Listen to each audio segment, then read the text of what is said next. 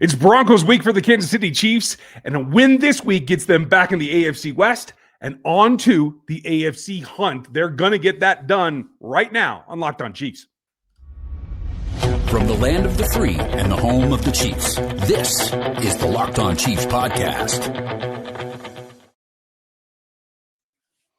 Welcome back, Chiefs Kingdom. We thank you for making us your first listen here on Locked On Chiefs. And thank you for listening to Locked On, the #1 sports network for podcasts anywhere. We're very proud of that fact, and thank you. This is your daily show for the Kansas City Chiefs, and we couldn't do it without you, especially you everydayers. Very thankful to have you here with us. The Locked On Podcast Network does the same thing every show, every day, all the time, every chance you get. Check out another one for your next listen. I'm Ryan Tracy, the founder of Rogue Analytics and Performance Consulting, as well as NFL33.com and RGRFootball.com, where we run down not only Kansas City Chiefs, but the rest of the league, the rest of what goes into the draft process, and everything NFL. We've been covering this team for 15 years, along with my partner, Chris Clark, who you can find at KC Chiefs Corner. We've been doing this show together for 9 seasons at this point. A lot going over there, and we've covered it all for you every day. Thanks for being with us. Back from the bye week, get a little bit excited. We are going to run it down for you because things have taken a little bit different turn since the Chiefs were last on the field. We are going to break it down for you. The AFC playoff picture, and they could hinge on what happens in this next ball game. That is first up today. Then we're going to come back and take a look at where this team is personnel-wise. Trade deadline came and passed. There were some things happened that we heard about after the fact. But the bottom line is they have the players they're going to have, and they have to get it done. What does that look like? And then what is the bottom line? We'll finish up today on the real AFC West. It's all up for grabs by my interpretation, and I think we're going to have to dig into whether that's real or not. But the AFC picture is really interesting, Chris, and watching games yesterday, watching what I term as missed opportunities from a Chiefs perspective for the Colts to possibly lose, for the Broncos to possibly lose, yet none of that paid off. The Chiefs are sitting in 8th place. And they are 8th place because they lost to those Jacksonville Jaguars, who are sitting in 7th, only due to the head-to-head record. The Chiefs are 2 games out of first place. And I do think this whole thing is their chance right now from here forward to take control of not only this division, but this conference. I think they can do it. How do you feel about them right now? Well, I will say there was a couple of things that could happen. The Broncos could have lost, and they played a bad game against the Raiders, so that's going to be interesting. And I know we're talking about the AFC West, but the Bills played a horrible game against the Dolphins. I mean, you look at the AFC in general, and this is going to be a mess going forward. The Jacksonville Jaguars lost. That's great for Kansas City because it's now a tied record, so now it's just head-to-head. I feel better about Kansas City winning more games than Jacksonville the second half of the season, basically. So I'm not as worried about that one. So glad they lost. But then you look at the Colts, they could have lost a game. They didn't. The Chargers found a way to beat the Steelers, who looked hapless on offense. That's a nice way of putting it. I don't really know what to make of the AFC. Like, you have the Patriots, who are the cream of the crop in the AFC East, and yet they struggled a little bit against the Buccaneers, and the Buccaneers are a good team, so I don't want to give them that much, but it's one of those things. You look at this and it's like, okay, Kansas City is 2 games back in the AFC West. They still play the Broncos twice. They still play the Chargers once. I don't think that either of those teams have looked like they're unbeatable. So it's just a question of, can you go out there and can you play your game, and can you be the team that you're basically set up to be right now? Like, their offense, and that's the thing that doesn't make sense to me when I look back at their loss to the Bills. They go into that game and their offense is humming. And then all of a sudden they go up against a Buffalo Bills team who seemingly beats them every single time in the regular season, but can't do anything against them in the playoffs. And I don't understand what happened to their offense in that game. Granted, Mahomes was pressured a lot, but I don't think he played well in that game. And I'm not sure why it is that he doesn't seem to play well against that Buffalo Bills defense, which is horrible. And the Bills took a hit because they lost Kincaid yesterday, and he's probably their best receiving threat, if not one of their only receiving threats. It's interesting to me because you look at X and you have people, 6 months ago, people were saying, well, the Keon Coleman's better than Xavier Worthy from the Bills perspective. Now you have the Bills fans that are sitting there saying that maybe they should cut Keon Coleman completely. I'm just sitting here like, what do you do at that point? The Chiefs are in a better position than a lot of these teams. So to me, I feel okay about it. Do I wish that they had beat the Jacksonville Jaguars? Yeah, obviously. In a better game against the Bills, they probably win that too, because the reality is they probably played one of their worst games against the Bills. Yeah, and that Bills team clearly put it all out there. They rose to the occasion because they walked in against the Miami Dolphins, who have been hapless is a very good word, and just couldn't muster anything. Kincaid is a loss. I completely agree with that. But it's not the only thing. They were able to bottle up Cook on a defense that shouldn't be able to stop anybody on paper. It's very much out. I don't know if it's permanent or not. I haven't seen an update yet. Okay. But I will say this. The entire AFC is very matchup dependent. The Bills beat the Chiefs. The Dolphins beating the Bills is just unfathomable to me. The fact that the Broncos were only able to put up 10 points against the Raiders defense is insane. Raiders, yeah. Yeah, it's everyone has matchups that grind on you a little bit, particularly in this conference. Now, the only one that actually I felt better about is the Patriots doing what they do, because when you look at what the Falcons were able to do to the Colts, I do think the Chiefs have the ability to limit rushers a little bit more. Now, Jonathan Taylor's a whole different thing, but right. I do think that they are one of the teams that can rise to that occasion as well, have a matchup there that they can try to control the run game. But let's be fair about it. The Falcons aren't like the cream of the crop of the NFC either. So you're sitting here looking at a situation where the Colts almost lose to the Falcons, who it's not like they're going to be the number one seed in the playoffs, or maybe even in the playoffs right now. I'm not sure when it comes to standings in the NFC. I'm just looking at the AFC right now. The Falcons are 3-6, so they're not even in the playoffs. They're much farther out of the playoffs than the Chiefs are at this point. Chiefs right. So you're looking at that from the Colts perspective, who they go out and make a huge move and get Sauce Gardner, and you think, okay, their defense is going to take an even bigger step forward, and they still had 20-some points put on them by the Falcons, who aren't a great offense. Yeah, I mean, Drake London is having a surging year, so give him a little bit of credit there. But from what I saw, it wasn't that Sauce was able to really shut him down either. At one point, they did put up a graphic of one-on-one matchups during that ball game. It was interesting, but it all comes back to this thing that the teams at the top here include the New England Patriots, the Indianapolis Colts, and the Denver Broncos. The Chiefs have control over in terms of controlling their destiny. Absolutely. And the one last thing I will say is, when Sauce Gardner's contract got done, everybody thought that it would lead to a Trent McDuffie contract extension. And maybe the reason that it didn't is because it gave the Jets the ability to trade Sauce Gardner because of the way they structured the contract, because they're not going to have a bunch of dead cap space. And maybe that's why McDuffie didn't sign an extension based on Sauce's numbers. So take that into consideration. Just want to wrap this back up into a Chiefs part before we move on.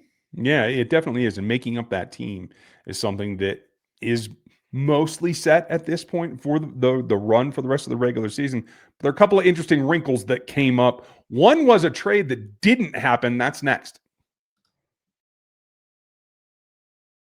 Today's show is brought to you by our friends over there at Peloton. Look, folks, it's time to break through the busiest time of the year with a brand new Peloton cross-training Tread Plus that's powered by Peloton IQ. It's Peloton's most elevated technology and equipment yet that gives you real-time guidance, and it gives you endless ways to move, whether you want to work out by yourself or if you want to work out with your favorite instructor, like my personal favorite, Alex Toussaint. He always gets me fired up to tackle the day. And the thing I like about Peloton, it helps me achieve more in less times. They have features that help you plan, stay motivated, track your progress, and Peloton IQ also provides personalized workout plans and recommendations. That's something that I use right now during the busiest time of the year covering the NFL. They plan my workouts for me based on my mood, my vibe, and also my favorite instructors. So make sure you check it out and use it, because it also helps you correct your form in real time, and it maximizes your reps. It counts your reps so that you can do it smarter, safer, and more efficient. Let yourself run, lift, flex, push, and go. Explore the new Peloton cross-training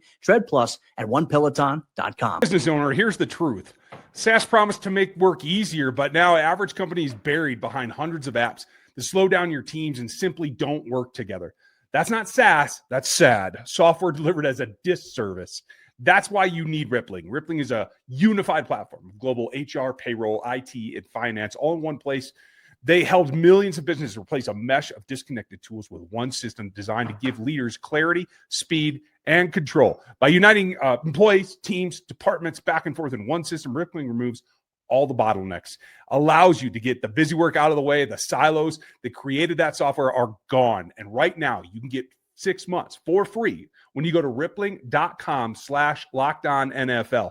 Learn more at rippling.com/LockedOnNFL. That's rippling.com/LockedOnNFL for 6 months free. Terms and conditions do apply.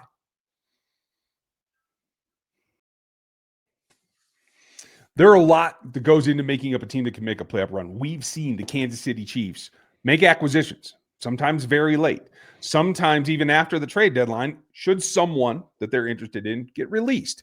One thing that we found out in the wake of the trade deadline was that there was another pass rush trade possibility that came down.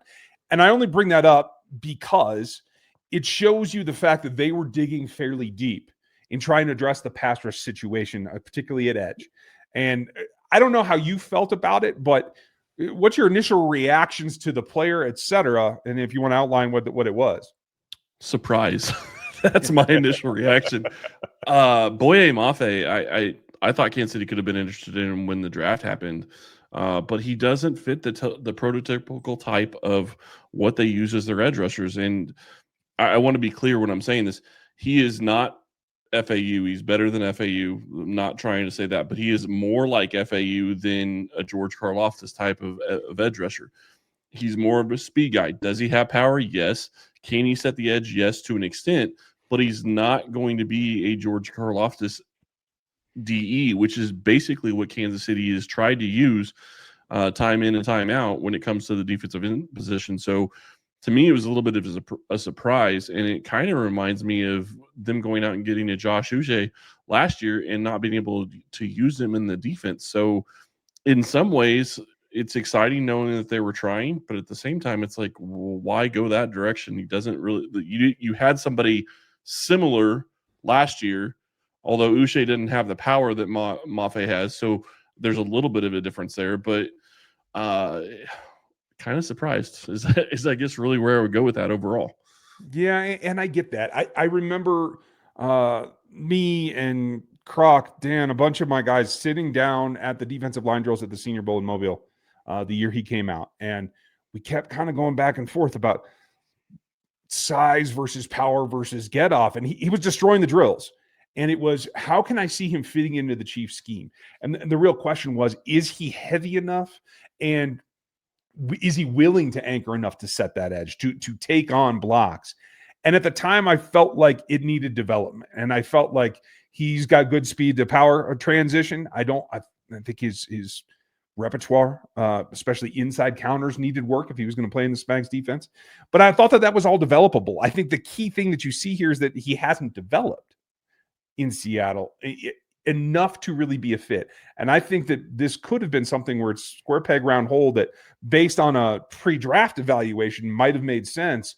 But now 3 years removed without that development time, I'm not sure if you wouldn't have been in a similar situation to Uche, being a player that on paper fits and gives you some measurables that you like that could maybe help the explosivity of this defensive edge. But I don't know that it gets on the field for Spags and Joe Cullen any more than Uche did. That would have been, I think, the biggest risk. Yeah, and I think the bigger thing that I question is defense seems to not be as easy to plug and play for this team, whether that's scheme or fit or if it's just, filling your responsibility, understanding the scheme, understanding what you're supposed to do, and being trusted to do exactly what you're supposed to do every single down, because that really does matter when you start talking about defensive schemes and defensive fits. So I wonder if that plays into, plug and play players where it's a little bit easier on the offense because you're not, especially if you're a skill player. If you're a skill player, it's okay, you're running a route, you can get into, terminologies may be a little bit different, but you can get into the different things. When you're talking offensive line, it comes down to more of like a chemistry thing, like you would have probably on a defensive line. But I just don't know. I was really surprised they didn't make a move. Let me be clear on that. First off, I thought that they would get a move done of some sort. I didn't know what it was going to be, but I thought they would get a move done. And I do want to say this too. Everybody that is complaining that they didn't go and trade a third-round pick for Breece Hall, no other NFL team did either. Right. Like, so what does that leave us?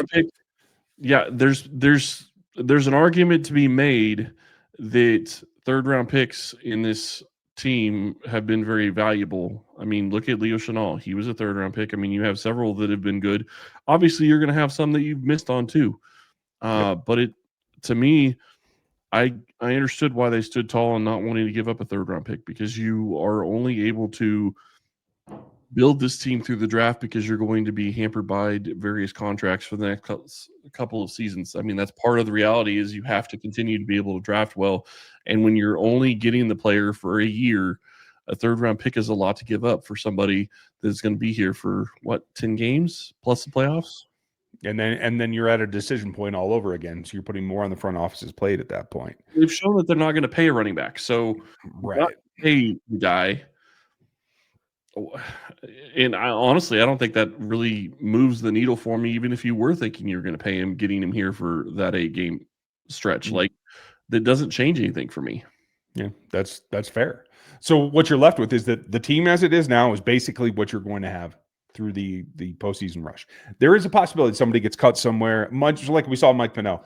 Somebody gets cut that they have interest in, they'll bring him right in. It happened with Sizzle a few years ago. Obviously, Mike Pennell is a different situation because he's so familiar here, but there is an off chance that changes. But for the most part, it's practice squad acquisitions. If you maybe at the running back spot, I don't think you're taking an edge from practice squad and expecting them to do anything.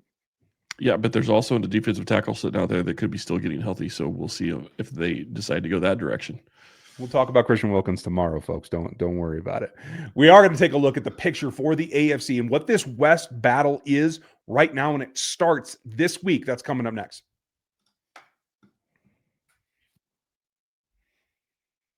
The NBA is back, and there's no better place to get in the action than FanDuel, the official sports betting partner of the NBA. Even if you missed the start of the game and you just want to ride the hot hand, FanDuel has live bets that happen during the game. Everything for everyone who will score from the next point to the fourth quarter comeback. Plus, you can even combine them all into a same-game parlay, take an even bigger shot at a payout. Keeps everything exciting. It keeps it up to the minute, especially when your team's making that late push. So right now, FanDuel is giving new customers $300 in bonus bets when your first $5 bet wins. So go ahead to FanDuel.com and sign up. Over at FanDuel, the official sports betting partner of the NBA. And there's a lot that goes into an AFC race. Maybe the other divisions have it a little bit easier. This one always comes down to grudge matches. And tomorrow we're going to talk about who these Broncos really are. But when you take a step back, the Chiefs right now are in third place in the division, but it's only 2 games. And with so many AFC West games remaining right now, I have to feel like they're in pretty good shape to be able to at least make the run that they're capable of making. Execution will be a whole other thing. But Denver's in first at 8-2. The Chiefs are at 5-4, and they have the ability to get up. The problem is the Chiefs have 3 losses in the AFC, and so tie-breaking comes down to if you can't go win this division outright, it gets very complex very quickly with the Bills in 6th and the Jags in 7th, plus the Chargers. All 3 teams have W's against this Chiefs team. So for me, the real AFC West has to be won outright, which means they have to sweep the rest of these opponents that we know so well. I would agree with that. And I'm sitting here looking at the schedules for these teams. You talk about the Chargers. Jaguars are next, then they get their bye week. Then they have Raiders, Eagles, Chiefs, Cowboys, Texans, Broncos. Easily could see them losing 3 of those games. When you look at the Broncos, it's a little bit easier for Denver. They have the Chiefs this week, then the Commanders. After their bye week, the Raiders, Packers, Jaguars, Chiefs, and Chargers. So you're looking at schedules that are going to be a little bit tougher. I'm going to be curious to see how that plays out. But Kansas City's schedule isn't, anything to sneeze at either. I mean, they have some tougher games coming up. I mean, they have the Broncos twice. They have the Chargers. They still play the Raiders again. So you have 4 divisional games, kind of like what we talked about. But then you also have the Texans. You have the Cowboys.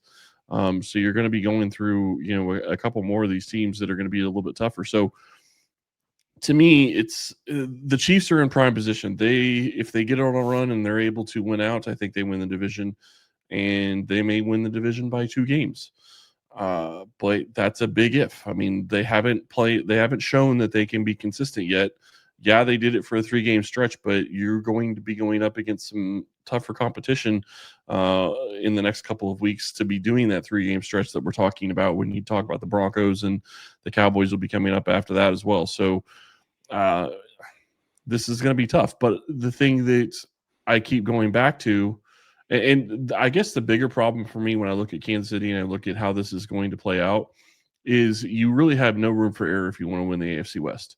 You can't lose more than maybe one more game. You can't lose another divisional game, period. I don't think you can lose another divisional game. But you can't lose any. I don't know that you can really lose more than one game and have a chance to win the AFC West, because I do think that some of these teams have the ability to go on runs themselves. So we'll see. But the bigger thing to me is when you look at what has happened in the NFL or in this division, the Raiders having a chance to beat the Broncos, that's tough. How do you explain that? Like, the Raiders looked horrible against Kansas City, and they almost came in and beat the Broncos. And the problem is, for the Chiefs, you're going to get every single team's best shot. So you want to get ready for the playoffs? Here it goes, because you're going to get every team's best shot. That's exactly what the Bills thing was it was the Bills Super Bowl. We say it every single year. It's the Bills Super Bowl whenever they play the Chiefs. So, I mean, it's going to be the same thing this year. And what that means this week is for the first meeting is it's going to be pass rush, and it's going to be what is going on with the Broncos offense, because it does have some capabilities. We're going to run down all the injuries and everything in detail tomorrow, but the wide strokes are you have to control their offense that has been up and down, and you have to control their pass rush. If you were a betting man, does Josh Simmons start on Sunday? Yes. If I might only be 51% on that right now as we speak on Monday, but yes. Andy did talk about it on Monday. He did say that we'll see where they're, obviously we'll see where they're at. The players don't return until tomorrow. So, but Simmons is back in Kansas City. So we'll see whether or not that ends up being the case. But if he plays, that changes everything for this Chiefs offense, in my opinion, because he is. I like what I saw from Jalen Moore, especially early on, but I think he's shown that he can't play left tackle for an extended period. He can step in and spot start, but you're going to have to help him, and the Chiefs really weren't helping him, and that was part of the problem. Yeah, and now he may be forced into playing on the right-hand side. So in terms of like the two top of the list goals, that's really what one's going to come down to. And we'll get into the individual possibilities tomorrow. As well as look at what's going on their roster. But as they come off of the bye here, it really is about circling the wagons with the guys that you have here. And with Simmons back, I think it does change the complexion. Even if he doesn't start, having him there, if you get into trouble, and having him come off the bench is a possibility as well. And maybe that is something that alleviates the negative of not having him out there as the starter. In case you had to. The break glass aspect of it is something that they could actually face.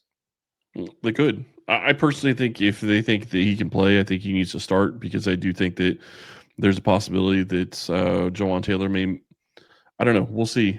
He hasn't had to be there because, obviously it's one of those things where bye week, you don't get any reporting. We hope. I will say this, Taylor has played, I know he's not a fan favorite, but he has played very well this season, and it will hurt if they miss him for an extended period of time. So to me, I hope that he's able to be out there and they get their entire offensive line out there and ready to go. Kingsley's played phenomenal left guard compared to what I expected. So this offensive line looks like it could be really the push going forward. And that's the big thing, is if they can continue to be what they were early on, or for the past couple of weeks. I think that they're going to be in much better shape, and I think they'll gel as they go forward. Yeah, I have to agree. My camera won't, but I can. I think the other thing that we have to keep in mind is that this team is right now, for the first time probably since training camp, able to breathe a little bit. I don't know how much they got away. I saw Mahomes at some events, seemed mostly around town, so maybe not a big getaway. That's probably good. The key thing that this 69-man roster should have been doing for the last 72 hours is sleeping. That's the number one thing. Get off your legs. Use this week to its utmost. Don't necessarily go fly around. We'll find out what everybody did later. But I think in preparation for this back half run, it really is about these are the guys you have. Get them tuned up in as good a shape as you can and make that run at the West, because that's the best path forward for you in January. Chiefs have Broncos, Colts, Cowboys, Texans, Chargers as their next 5 games. You want to know where this team is going to be? We're going to get the answer in the next couple of weeks. Yep, it's going to be pretty straightforward, and we're going to have it all for you as we run it down. Folks, thank you for giving us your listen today. We are the #1 sports network for podcasts anywhere right now, and it's thanks to you everydayers in particular. We very much appreciate you. We are going to take a look at some of the matchups starting tomorrow. Matt Derrick is going to be back with us on Wednesday. We're going to run it down on the crossover with our guy Cody on Thursday, and we'll have the preview show for you on Friday. So it is a normal week. We are back in the mix and back in the flow. I thank you for your time and your effort and being with us. Have a good day, and we'll talk to you tomorrow.